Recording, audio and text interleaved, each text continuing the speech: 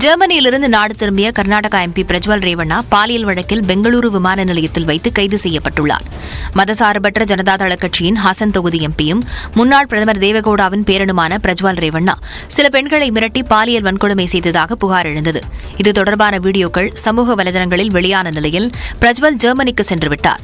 பாதிக்கப்பட்ட பெண்கள் அளித்த புகாரின் அடிப்படையில் பிரஜ்வல் மீது 3 பாலியல் வழக்குகள் பதிவு செய்யப்பட்டன. இந்த வழக்கை SIT எனும் சிறப்பு புலனாய்வு குழு விசாரித்து வருகிறது. கடந்த 28ஆம் தேதி சமூக வலைதளங்களில் வீடியோ வெளியிட்ட பிரஜ்வல் ரேவண்ணா மே 31ஆம் தேதி நாடு திரும்புவதாகவும் சிறப்பு விசாரணை குழு முன் ஆஜராக உள்ளதாகவும் தெரிவித்திருந்தார். அதன்படி ஜெர்மனியின் மியூனிச் நகரிலிருந்து புறப்பட்டு நள்ளிரவு 1:30 மணியளவில் பிரஜ்வல் பெங்களூரு விமான நிலையம் வந்திறங்கினார். அங்கு காத்திருந்த சிறப்பு புலனாய்வு குழு போலீசார் அவரை கைது செய்து CID அலுவலகத்திற்கு விசாரணைக்காக அழைத்துச் சென்றனர். அவருடைய உடைமைகளும் பறிமுதல் செய்யப்பட்டதாக கூறப்படுகிறது. தமிழ்நாடு மற்றும் புதுச்சேரியில் நாளுக்கு நாள் வெப்பம் அதிகரித்து வருவதால் பகல் நேரத்தில் மக்கள் வெளியே செல்லவே அஞ்சும் நிலை உருவாகியுள்ளது.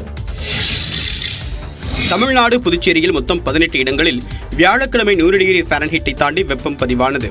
அதன்படி அதிகபட்சமாக திருத்தணியில் 108 டிகிரி ஃபாரன்ஹீட் வெப்பம் பதிவானதாக தெரிவிக்கப்பட்டுள்ளது.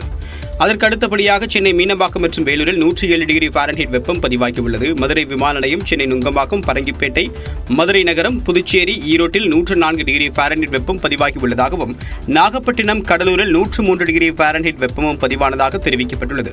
திருச்சி, தஞ்சாவூரில் 102 டிகிரியும், தொண்டி, திருப்பத்தூர், காரைக்காலில் 101 டிகிரியும், கரூர், பரமத்தி மற்றும் தூத்துக்குடியில் 100 டிகிரி ஃபாரன்ஹீட் வெப்பம் பதிவாகியுள்ளது.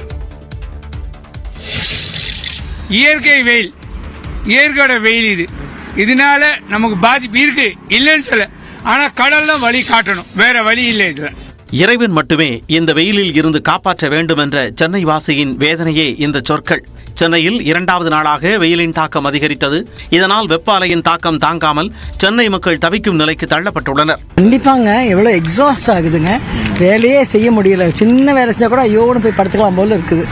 எஸ்பெஷலி எல்டர் எங்கள் அம்மாலாம் சொல்கிறாங்க, ஐயோ என்னால் இன்ஃபேக்ட் இன்னைக்கு வரமாட்டேன்னு சொல்கிறாங்க. நான் வரலப்பா, ஏற்கனவே இந்த வெயில் எனக்கு டயர்டாக இருக்கு, நான் வரல அப்படி சொல்லிட்டாங்க. வெயில் சரி அன்பேரபிள்ளைங்க. இந்நிலையில் காற்றின் மாறுபாடு காரணமாக உள் தமிழ்நாட்டில் அடுத்த 4-5 நாட்களுக்கு ஓரிரு இடங்களில் இடியுடன் கூடிய லேசான மழை பெய்ய வாய்ப்பு உள்ளதாக தனியார் வானிலை ஆய்வாளர் ஸ்ரீகாந்த் தெரிவித்துள்ளார். காற்று வேறுபாடு காரணமா நம்ம அடுத்த ஒரு 4-5 நாட்களுக்கு பரவலா தென்னிந்திய பகுதியில இடிமின்னலுடன் கூடிய வெப்பசலன மழையை எதிர்பார்க்கலாம். சென்னையில் வெப்பச்சலனம் காரணமாக மழைக்கு வாய்ப்பு இருப்பதாகவும் ஸ்ரீகாந்த் தெரிவித்தார்.